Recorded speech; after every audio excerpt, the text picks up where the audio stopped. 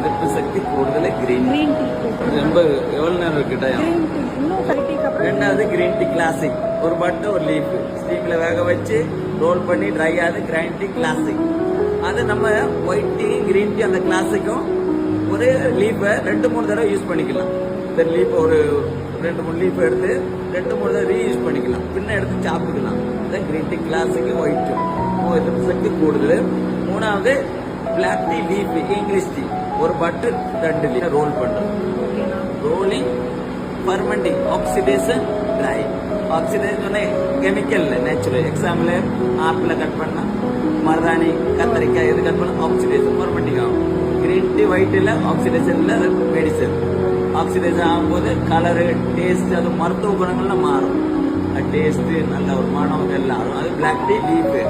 இது CTஸ்ல நம்ம ரெகுலர் யூஸ்ல சீட்ல ஃபர்ஸ்ட் பெத்தரிங், கட்டிங், கூடுதல் கட்டிங், கூடுதல் ஆக்சிடேஷன்.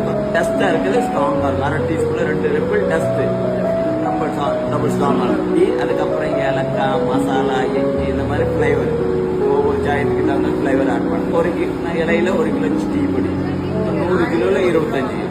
இந்த டீ பிளான்ட் லைஃப் குறைஞ்சது 100 வருஷம். 10 நாளைக்கு ஒரு தடவை இலை எடுக்கிறது. மிஷின் கட்டிங் வேற ஏரியா, அது ஒரு 20-25 நாள். CTC வந்து டேரிங் கழிச்சிடும், அதே வந்து கர்லிங், கடுகு மாதிரி முடிச்சுருந்தா இருக்கா பச்சை கலரு. இதை சாப்பிடுங்க, கசப்பு தன்மை இருக்கும்.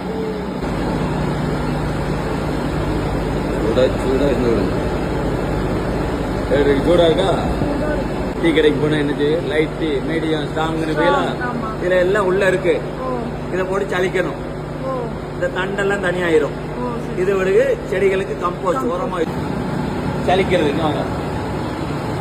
அப்படி அந்த மாதிரி சலிச்ச உடனே பிரீமியம் குவாலிட்டி தனித்தனியா ஆயிரும்.